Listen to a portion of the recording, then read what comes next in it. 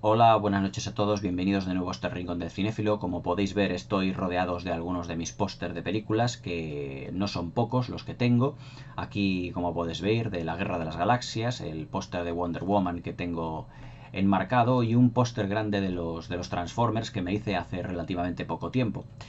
Y aunque me acompañen esta noche, ninguno de los tres, voy a hablar de una película que no tiene que ver con ninguno de los tres temas que aquí he expuesto, pero los he puesto única y exclusivamente para que me acompañen y que me hagan un poquito de fondo de lo que van a ser algunos vídeos que subiré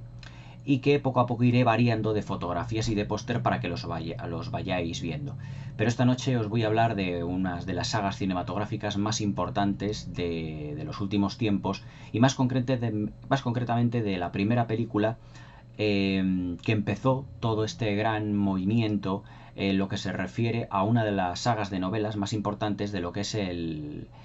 la literatura infantil y juvenil de los últimos tiempos, que fue también trasladado al cine con mayor o menor fortuna y que en absoluto se trata de una obra maestra del cine, pero que es una de las películas más entretenidas y entrañables que ha dado Hollywood en los últimos tiempos y que fue una de las primeras películas, yo diría la segunda película en superar la barrera de recaudación de los 1.000 millones de dólares. Os estoy hablando del fenómeno literario y también cinéfilo que ha supuesto una de las sagas más importantes del cine de los últimos años. Os estoy hablando de Harry Potter y la Piedra Filosofal. Harry Potter, la Piedra Filosofal, una película escrita por uno de los mejores, por así decirlo, adaptadores de novelas, que es Steve Close,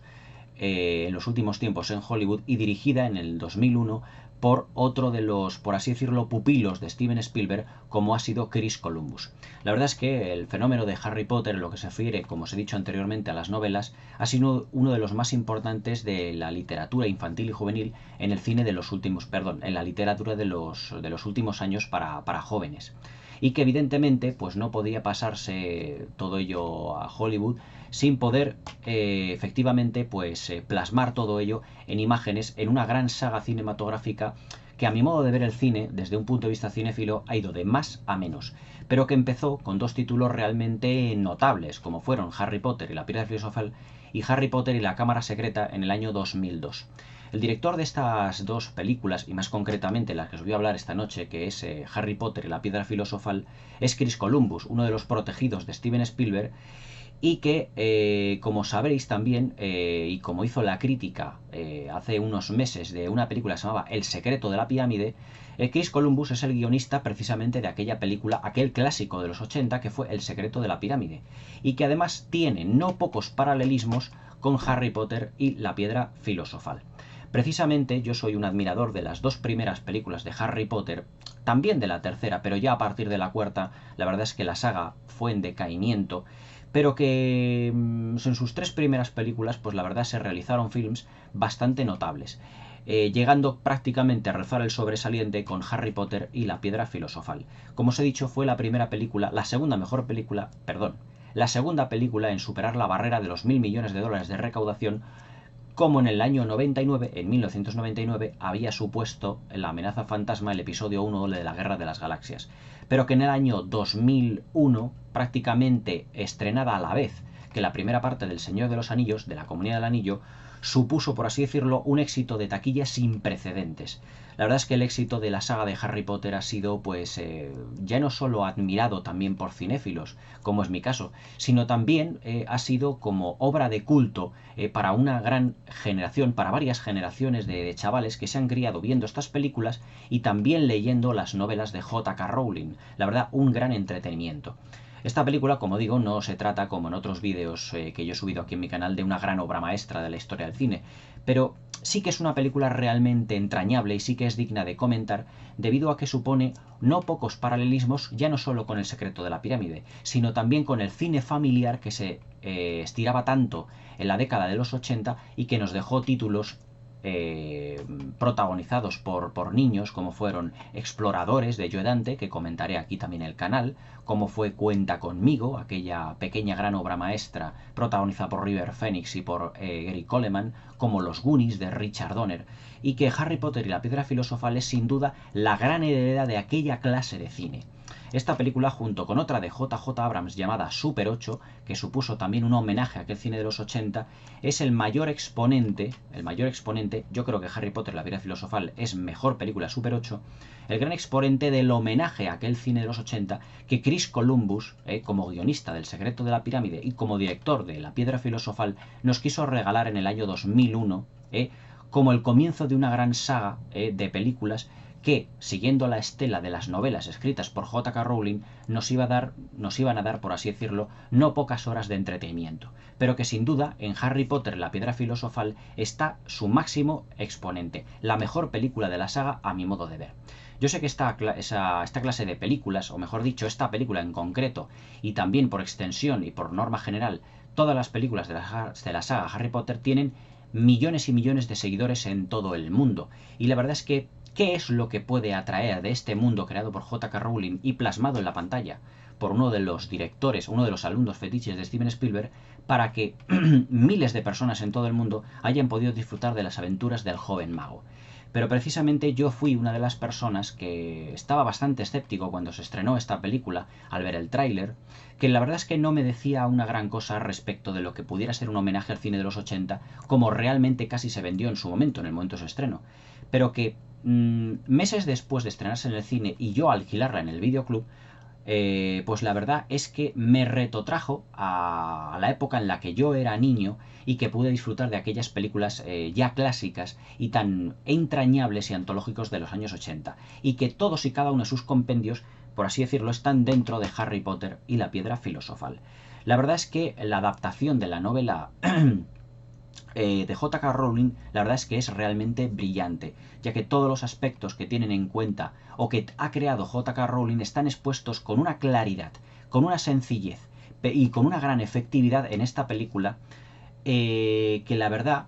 no cuenta, por así decirlo, con una gran maravillosa, por así decirlo, no tiene una gran maravilla en lo que es, perdón, en la dirección de actores y todo ello, pero la verdad es que tiene un halo de magia, y nunca mejor dicho, que rodea la película, que la hacen, pues por así decirlo, muy ágil, muy dinámica de ver y muy entrañable para toda clase de público. La verdad es que en lo que se refiere al apartado, o uno de los puntos más importantes de la película, es el gran apartado de actores que tiene esta película. J.K. Rowling, cuando se inició, por así decirlo, la producción de las películas de Harry Potter, dijo que al menos el elenco de actores, el director y todo el equipo técnico, o la mayoría de ellos, estuviesen compuestos por personas británicas, personas inglesas. Dentro de la Warner Bros., efectivamente, de la distribuidora y productora, pues acertaron, mejor dicho, aceptaron todas las proposiciones que les hizo J.K. Rowling y que también les hizo firmar, y que exceptuando el director, que es norteamericano, pues la verdad es que tiene uno de los elencos de actores británicos más sobresalientes del cine de los últimos años. Tenemos, por ejemplo, a Richard Harris haciendo el papel de Albus Dumbledore, a Maggie Smith haciendo el papel de la profesora McGonagall, tenemos a Warwick Davis, norteamericano en este caso, como el profesor Flitwick, el profesor aquel que movía con la varita mágica, tenemos a Alan Rickman, recientemente fallecido, como el profesor de pociones, tenemos a Robbie Coltrane como aquel Rubius Hagrid tan sumamente inolvidable, y los tres, por supuesto, tres actores protagonistas que son el papel de Harry Potter, Ronald Weasley y Hermione Granger. Tenemos a Daniel Radcliffe, a Rupert Grint y a Emma Watson. La verdad es que Emma Watson, de todo lo que es el elenco de actores por descubrir en esta película, junto por ejemplo con Tom Felton, que hace de Draco Malfoy, es decir, el villano, o el supuesto pequeño villano que tiene esta película, supusieron la verdad es que un gran descubrimiento en lo que se refiere a las interpretaciones de todos ellos. Chris Columbus, como también director, por ejemplo, de aquella película llamada Solo en casa, de Macaulay Culkin, también dio muestras de poder saber dirigir a los niños o a los chavales de un modo también bastante encomiable, que no pocos directores, o mejor dicho, poquitos directores han sabido demostrar, por ejemplo Steven Spielberg, o por ejemplo Richard Donner, también en Los Goonies, pero que aquí Chris Columbus, por así decirlo, se acentúa en lo que se refiere a la dirección de actores, tanto de los niños como también del elenco de secundarios, compuesto por todos los actores ingleses que anteriormente os he dicho, que todos ellos están realmente extraordinarios en sus papeles. la experiencia que tenían actores como Maggie Smith, como Richard Harris, como John Cleese, como Alan Rickman. La verdad es que todos ellos giran en torno a los tres protagonistas, aportando una riqueza al argumento y una experiencia y una sabiduría en sus papeles que poco tienen que hacer, a pesar de sus pocas líneas de diálogo, poco tienen que decir o poco tienen que hacer para plasmar, por así decir, un personaje desde el primer minuto que aparecen en pantalla. Por ejemplo, la inquietud de la profesora McGonagall, interpretado por Maggie Smith, en ese plano donde está esperando a los niños que entren en el colegio de Hogwarts, moviendo los dedos en una barandilla, mostrando pues signos de impaciencia,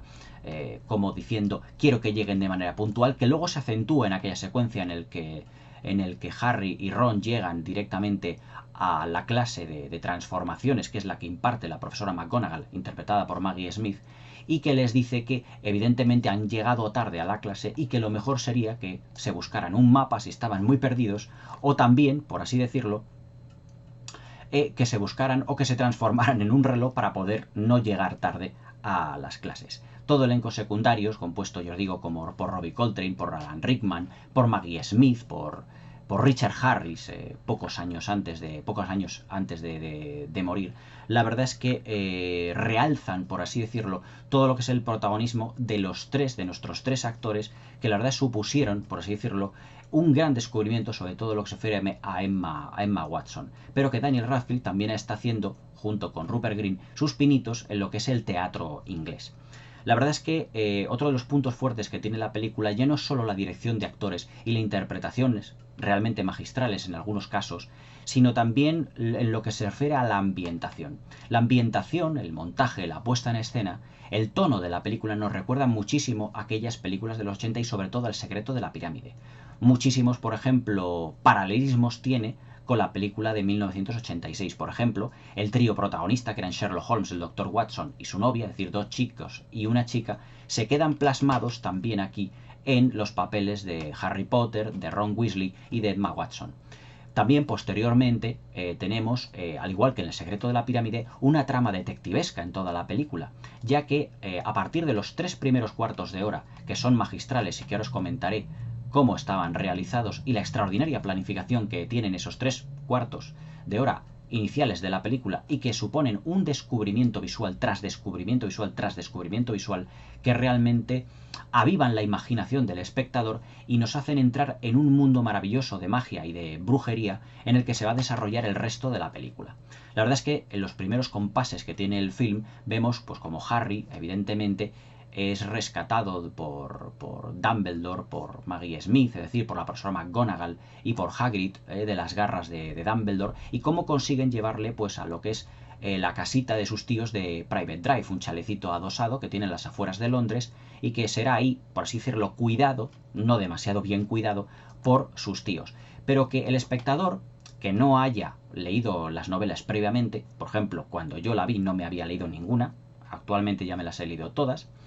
no supone o no sabe lo que le espera en ese mundo tan grande de magia y hechicería que ante los ojos del espectador se va a abrir en no pocos minutos.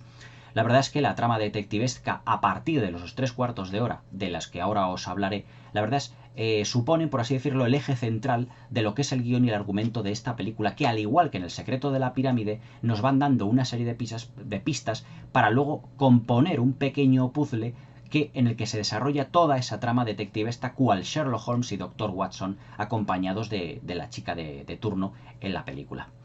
La verdad es que esos 3 cuartos de hora, esos 3 primeros 3 cuartos de hora de película, la verdad es que son absolutamente maravillosos, ya que asistimos a grandes sorpresas visuales a lo largo de estos 45 minutos iniciales. Por ejemplo, el descubrimiento de Hogwarts, es decir, ese castillo tan imponente que está en una ladera, al lado de un gran lago, de un valle, todo iluminado cuando los niños llegan en aquellas canoas comandadas por Hagrid. También la aparición, por ejemplo, del callejón Diagon, es decir, el callejón donde Harry va comprando todos los elementos para asistir al curso de magia y hechicería en la Academia de Hogwarts. Ambientado de un modo, por así decirlo, muy inglés, ya que toda la secuencia presenta el callejón Diagon lleno de gente, con una ropa de época, con unos edificios como muy recargados, con una especie como de formas sinuosas de esos edificios, como en el banco de Gringotts. Todo ello muy detallado por la mano de Chris Columbus, por la cámara de Chris Columbus, pero con un sabor netamente británico. Es decir, uno de los puntos que a mí más me llamaron la atención de esta película la primera vez que la vi es cómo un director tan norteamericano y de un modo de filmar tan sumamente norteamericano como es Chris Columbus, deudores de Steven Spielberg, supo captar, por así decirlo, la esencia del cine británico en lo que a planificación visual se refiere. Es decir, los callejones recargados, los ambientes oscuros, el humo de los puros de los cigarros, de las pipas cuando entran Harry y Rubius Hagrid a ese pequeño bar donde atienden a Harry y donde empiezan a conocerle, donde él come y bebe junto con Hagrid. Todos esos ambientes oscuros son realmente muy británicos. Luego también las tiendas muy recargadas, llena de elementos por todas partes, los personajes, por así decirlo, casi caricaturescos. Todo ello forma parte de una costumbre anglosajona que Hollywood, la Warner Brothers y Chris Columbus, y sobre todo también el guionista Steve Kloves, como adaptador de las novelas de J.K. Rowling, supieron saber leer muy bien en ese momento, en el que J.K. Rowling puso, como os he dicho, esos condicionantes de que la película tuviera un sabor netamente británico. Y la verdad es que Chris Columbus ajustó tanto en la puesta en escena como en la escenografía, como los elementos que salen en los planos generales, en los planos medios, como la planificación, todo en un ambiente netamente británico que Chris Columbus supo captar extraordinariamente bien y que se refleja desde el primer hasta el último fotograma. También las interpretaciones de los actores que os acabo de decir también ayudan a potenciar ese efecto britanizador, por así decirlo, de toda la película. Pero que la labor, evidentemente, de Chris Columbus detrás de las cámaras supuso que J.K. Rowling diera el visto bueno a esta película de sabor netamente británico. La verdad es que todos los protagonistas, el trío protagonista, en esa especie de paralelismos que tenemos con el secreto de la pirámide, el argumento, como he dicho, se desarrolla de una manera muy detectivesca. Es decir, los personajes van cogiendo una serie de pistas que van teniendo, que van leyendo a lo largo de toda la película y que poco a poco van, por así decirlo, descubriendo una serie de secretos en ese castillo tan tremendo que es Hogwarts, adentrándose en sus habitaciones, adentrándose en pasadizos secretos, pasando una serie de pruebas para llegar a otras más importantes o más peligrosas. Es decir, todo ello supone, dentro de la tradición inglesa, pues una labor de investigación de los protagonistas como en pocas películas para adolescentes hemos visto, ya no en los últimos tiempos, sino, digamos, de 30 años para acá. Los ingleses son personas, los británicos son personas que les gustan mucho las tramas detectivescas, que les gustan mucho los crímenes, los asesinatos, los ambientes oscuros, los espectros, las apariciones, los fantasmas, lo misterioso, los asesinatos. Y la verdad es que Harry Potter y la Piedra Filosofal engloban muchos esos conceptos británicos en todo lo que es la riqueza de su gran argumento. Cuando los protagonistas, por ejemplo, cuando Harry va, por así decirlo, huyendo de lo que es el conserje de Hogwarts, en este caso el señor Filch, se adentra en lo que es la zona oscura de lo que es la zona prohibida dentro del castillo de Hogwarts. Entonces ahí, por así decirlo, el tono de la película en lo que se refiere a ambientación, a colorido, a planos, cambia radicalmente para mostrarnos unas escenas, o mejor dicho, una planificación netamente de película de misterio, en el que Harry, ayudado con su capa de invisibilidad, va cogiendo una serie de libros de la zona oscura y todo con una ambientación y una banda sonora que ha sabido también plasmar muy bien Chris Columbus de la mano de John Williams, de la que ahora hablaremos, que es una banda sonora realmente exquisita, para, por así decirlo, adaptar todos esos elementos británicos en lo que se refiere a trama detectivesca, a oscuridad, a ambientación, a misterio, en todas y cada una de las secuencias. Como os he dicho, también la banda sonora de John Williams, que luego supo, por así decirlo, supo ser utilizada tanto por los directores como por otros compositores a la hora de adaptarlo, supone uno de los hallazgos visuales, bueno, ya no visuales, sino audiovisuales, por así decirlo ya de una manera más concreta, más más definida, más importantes de esta película. La banda sonora de Harry Potter, la piedra filosofal, yo creo que es una de las mejores bandas sonoras que hemos tenido en el cine de los últimos años, con un tema totalmente entrañable, que nos da a entender un mundo de magia y de brujería como pocas veces hemos visto plasmado en la gran pantalla. En esos 3/4 primeros de hora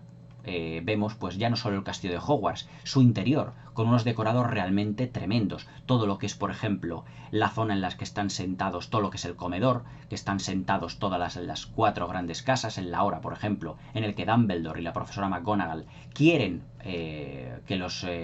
ese sombrero seleccionador pues los seleccione para las diferentes casas que hay dentro del colegio de Hogwarts, Gryffindor, Hufflepuff, Ravenclaw, Slytherin.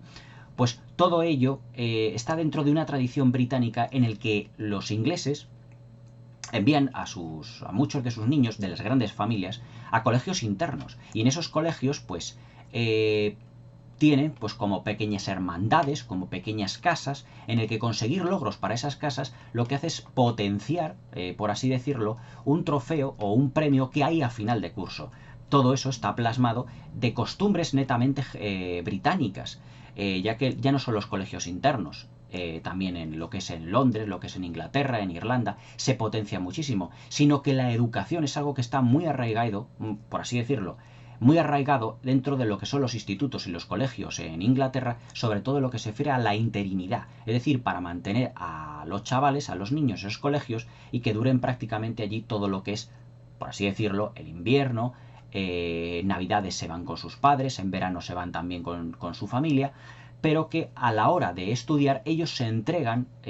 total y absolutamente a esa tradición y a esas costumbres británicas de los colegios internos, aunque evidentemente en Londres no todos lo son.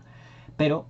por así decirlo, el colegio Hogwarts de magia y hechicería es un colegio que es especial. Entonces J.K. Rowling decidió en las novelas que fuera un colegio interno donde se estaban desarrollando o donde se desarrollasen todas las aventuras de Harry Potter. En lo que se refiere también, por ejemplo, al misticismo que rodea al colegio de Hogwarts, que es ese imponente castillo que vemos, pues la verdad es que es uno de los elementos más perturbadores de toda la película, ya que la trama detectivesca, que es el guión de esta película, también lo que sugiere es una exploración constante de todas las estancias, de todos los salones, de todos de los pasillos, de los claustros que tiene el gran colegio de Hogwarts. Y que para mí, sin duda alguna, supone uno de los grandes hallazgos visuales de la película. El colegio de Hogwarts, realizado también lo que es visualmente en una gran maqueta, y el interior que mezcla, por así decirlo, colegios también de Inglaterra y también gigantescos decorados, unos decorados también realmente inmensos, le saben dar, digamos, un aire costumbrista que es muy agradecido por parte, tanto que fue muy agradecido por parte de J.K. Rowling como del público británico, pero que también el público de todo el mundo ha sabido agradecer, ya que compone, por así decirlo, un marco donde desarrollarse la acción, todo el misterio y todas las pistas que los protagonistas tienen que seguir. También otra de las costumbres netamente británicas es, por ejemplo, la de los bosques encantados. En esta película también tenemos bosques encantados. Cuando Albus Dumbledore llega, por ejemplo, al salón y les dice antes de esa gran cena, antes de que el sombrero seleccionador los distribuya a las 4 casas, dice que por favor no se adentren en el bosque oscuro si no quiere hallar la más terrible y la más dolorosa de las muertes. Eso también forma parte de esas costumbres británicas de los bosques encantados, de las mansiones victorianas, de los castillos, de los alrededores embrujados de todas las zonas, de los páramos ingleses, que ya vimos, por ejemplo, en películas o en novelas de Arthur Conan Doyle, como El perro de Baskerville de Sherlock Holmes, y que también está en las novelas de J.K. Rowling, sobre todo y muy bien plasmado en Harry Potter la piedra filosofal como película, ya que de la mano de Rubius Hagrid los personajes se adentran en ese bosque sombrío y tienen pues uno de los más grandes hallazgos que los personajes de esta saga ven, que es, por ejemplo, ese, por así decirlo, ese maravilloso unicornio de cuya sangre se alimenta Lord Voldemort en un momento dado para ir reviviendo un poquito, para cobrar fuerza. También la aparición de personajes o de elementos mitológicos como por ejemplo los centauros, que saben perfectamente quién es Harry Potter, qué es lo que pasó con ese niño que sobrevivió al ataque de Lord Voldemort. Pero lo que sin duda a mí más me ha fascinado dentro de la película es todas las pruebas que van pasando el trío protagonista hasta llegar con el, por así decirlo, con Lord Voldemort, que está poseyendo al director, mejor dicho, al director, al profesor de ciencia contra las artes oscuras, que es el profesor Quirrell, que es, por así decirlo, el profesor que tiene la voluntad y la personalidad un poquito más baja, un poquito más sencilla, y que Lord Voldemort puede utilizar como elemento de posesión. En todas esas pruebas que van pasando los personajes, pues todos y cada uno de los chavales, Emma Watson, Hermione Granger, Ronald Weasley y también el propio Harry Potter, pues van haciendo pues una gala de todas sus habilidades personales. Por ejemplo, la astucia de Hermione,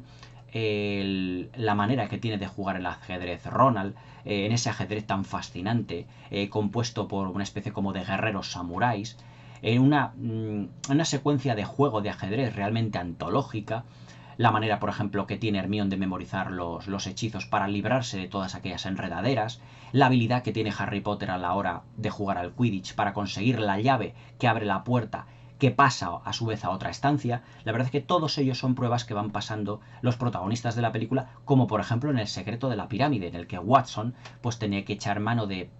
y Sherlock Holmes también, evidentemente, de su intuición para poder ir descifrando poco a poco pues todas las claves que le llevan a saber que Etar es sin duda Rey, es decir, su profesor de esgrima.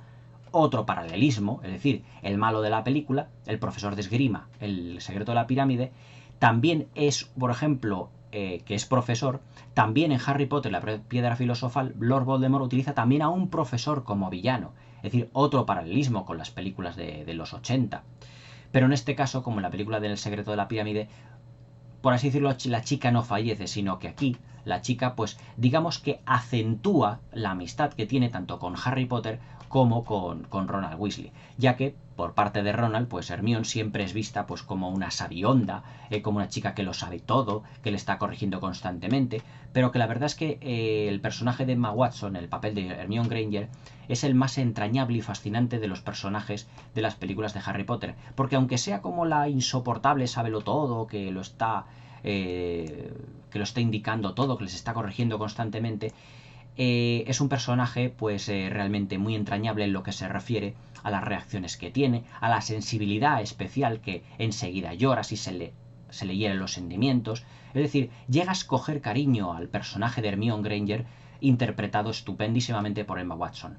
Lo interpretó también en todas las novelas, en toda la saga de películas de Harry Potter, que luego Emma Watson ha sido una de las actrices que más ha despuntado dentro de lo que fue el elenco protagonista de la saga de Harry Potter. La verdad es que muchos de los puntos de esta película ya no solo coinciden con las películas de los años 80 en lo que se refiere a esa visión sencilla, infantil, sencilla, que no simple, infantil y entrañable que aquellas películas, ya que los personajes se puede decir que están definidos de una manera muy justa, es decir, por así decirlo, de una manera poco compleja, pero que dan pie, por así decirlo, sus personalidades y la manera que tienen de interpretar a todas las acciones y a todas las aventuras que hay dentro de la película. La verdad es que Chris Columbus, realizando Harry Potter y la piedra filosofal, y un año después Harry Potter y la cámara secreta, en la que ya no necesitó presentar a los personajes, sino que pasó directamente a la acción, nos ofreció uno de los más grandes homenajes al cine familiar de los 80 que ha habido en las pantallas de Hollywood en los últimos años. La verdad es que películas como Harry Potter y la piedra filosofal pues nos llegan con cuentagotas en lo que se refiere a sencillez, a inocencia, a personajes, por así decirlo, en el que todos ellos tienen un halo de encanto, un halo de inocencia, un halo de sencillez, en el que toda la clase de público, por así decirlo, pueda identificarse con todos ellos, sea cual sea tu tipo de personalidad. E ahí la riqueza y la complejidad dentro de la sencillez de la propuesta argumental y visual que tiene Harry Potter y la piedra filosofal. La verdad es que técnicamente, argumentalmente, ya os he hablado que responde a muchos de los esquemas que el cine de los años 80 estuvieron. Técnicamente la película, en lo que refiere al apartado de efectos visuales, no es de los mejores que ha tenido Hollywood en el cine de los últimos años. Pero yo os digo una cosa, en la imperfección está el encanto.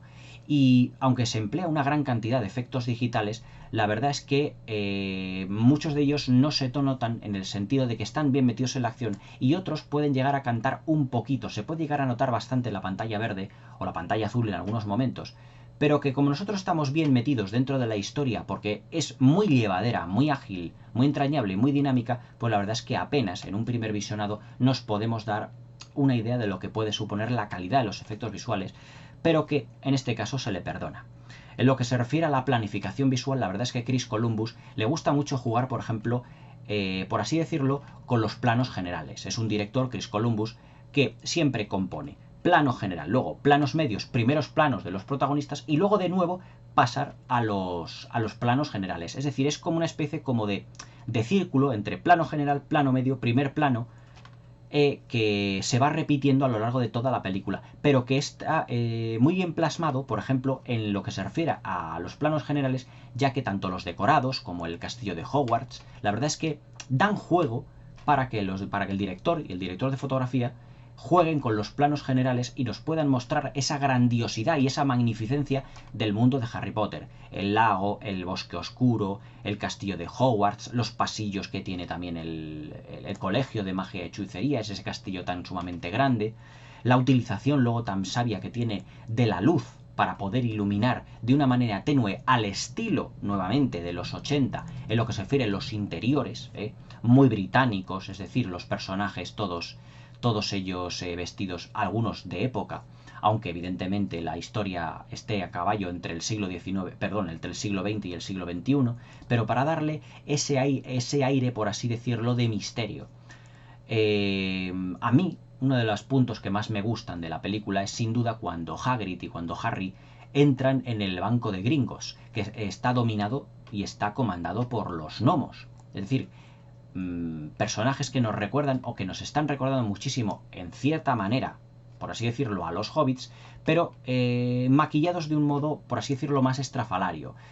Ese maquillaje que llevan los personajes haciendo de gnomos es totalmente deudor del maquillaje que se utilizaban en las películas de los años 80, con unas narices muy puntiagudas, con unas orejas muy alargadas, que recuerdan en parte, por ejemplo,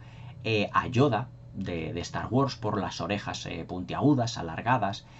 pero que también nos recuerdan, por ejemplo, a los gnomos o a los orcos de la película de Ridley Scott Legend, que haré aquí la crítica en el canal. Todo ello está pensado para transportarnos ya no solo tanto argumental como técnicamente a los años 80, sino que también está pensado para darle un aire de misticismo y de fantasía que pocas películas o pocas sagas han sabido, por así decirlo, detonar en el cine de los últimos años. Harry Potter y la Piedra Filosofal es una película muy del siglo XXI, pero que no renuncia a mostrar unas ciertas facetas artísticas que las películas de los 80 nos mostraron en su momento, tenemos que irnos hace 30 años, y que poco a poco parece que ese estilo está desapareciendo. Solo sagas como las del Hobbit, El Señor de los Anillos, en este caso Harry Potter, la saga de Harry Potter, independiente de su calidad, de su resultado artístico final, pero con su calidad técnica intacta en casi todas las películas, nos devuelven aquellos efectos de maquillaje, aquellos efectos visuales, aquella utilización del decorado, la interactividad de los actores, aquella ambientación que tenía el cine familiar hace 30 años y que muchos de nosotros tanto echamos de menos, pero que en realidad tenemos que conformarnos con no pocas películas de calidad como son las películas de Harry Potter, al menos las dos primeras. La tercera de Alfonso Cuarón, El prisionero de Azkaban, ya no apuesta tanto por la trama detectivesca como el caso de las dos primeras de Chris Columbus, pero que realmente hace un lavado de cara visual a todo lo que es el entramado de la ambientación de Harry Potter. A partir de la cuarta película, pues la verdad es que, bajo mi punto de vista, la saga empezó a decaer, yéndose ya más derroteros adolescentes, ya un humor un poco más chusco, ya elementos amorosos entre los personajes, y dejaron a un lado las tramas, ya no fueran detectivescas o no, para darnos ya productos, pues digamos, enmarcados en lo que se refiere a un cine más adolescente, más pueril, un poco más vulgar, en el que el guionista y el adaptador de las novelas de J.K. Rowling, Steve Close, ya empezó a notar el cansancio, sobre todo llegando a las tres últimas películas, lo que es El misterio del príncipe y la primera y segunda parte de Las reliquias de la muerte. Pero que sin duda la saga Harry Potter ha sido una de las más importantes sagas del cine de los últimos años, que ahora vuelve a estar incluso de moda de nuevo con la segunda parte de Animales Fantásticos. Pero sin duda, su máximo exponente en lo que se refiere a calidad en todos los aspectos es Harry Potter y la Piedra Filosofal. Una película entrañable, bonita como pocas, de aventura, que nos retrotrae aquel cine familiar de los años 80. No estoy hablando de una gran obra maestra, en realidad no necesita ni ser una obra maestra. El cometido de Harry Potter y la Piedra Filosofal es entretener a un público infantil y juvenil deseoso de nuevas aventuras con todos estos personajes que son tan sumamente entrañables, también interpretados por el elenco inglés que os he mencionado anteriormente y que supusieron un auténtico trampolín y rampa de lanzamiento para sus tres jóvenes protagonistas. En lo que se refiere a todos los aspectos argumentales como técnicos, Harry Potter y la Piedra Filosofal aglutina a todos ellos de una manera ejemplar, como pocas veces hemos visto en la pantalla en los últimos años, y que supusieron un auténtico éxito, tanto artístico como comercial. La película, si yo le tuviera que dar una puntuación, la pondría un 8, en una escala del 1 al 10, y le daría 4 estrellitas. La verdad es que no es una obra maestra, como estoy acostumbrado a mencionaros aquí muchas películas, no lo necesita, pero sí que es una película que por sus valores, tanto cinematográficos como narrativos, sí que merece la pena ser comentado, como esa adaptación ya no solo de las novelas de J.K. Rowling, sino también como adaptación de los ambientes, costumbres y tradiciones puramente inglesas y británicas en una película norteamericana. Harry Potter y la Piedra Filosofal es una película que, si sois, por así decirlo, fans de films como Los Goonies, El secreto de la pirámide, Willow, no podéis perderos. Es cine familiar en estado puro. Personajes familiares, personajes fácilmente identificables por toda clase de público, aventuras, secretos, tramas detectivescas, buenas interpretaciones, buena ambientación y sobre todo un final abierto para que supusiera la continuación de esa hasta ahora estupenda saga. Por mi parte, Harry Potter, la Piedra Filosofal supone el punto álgido del cine familiar, del cine del Hollywood de los últimos tiempos. Poco o nada que ver con las producciones que últimamente pues se agolpan en las salas de cine para la gente joven. Harry Potter, la Piedra Filosofal es una película inteligente. Es una película inteligente donde no se insulta la inteligencia del espectador a base de chistes facilones, de puestas de escena con única y exclusivamente pantallas verdes, no. Apuesta por la dirección artística, el diseño de producción muy bien elaborado, con intérpretes muy notables y con el descubrimiento de 3 actores ingleses hoy en día ya famosos e inmortales para la historia del cine. Harry Potter y la Piedra Filosofal. Cine familiar ochentero en estado puro. No os la podéis perder. Un auténtico alarde técnico, argumental y una gran película, por no decirlo, una gran película de aventuras para toda familia. Si tuviera que definirla en una palabra sería entrañable y, ¿por qué no?, también bonita, como se suele decir muchas veces. Harry Potter y la Piedra Filosofal, de Chris Columbus, en el año 2001, con Daniel Radcliffe, Rupert Grint y Emma Watson. Un pequeño clásico del cine familiar de principios del año 2000. Hasta mañana.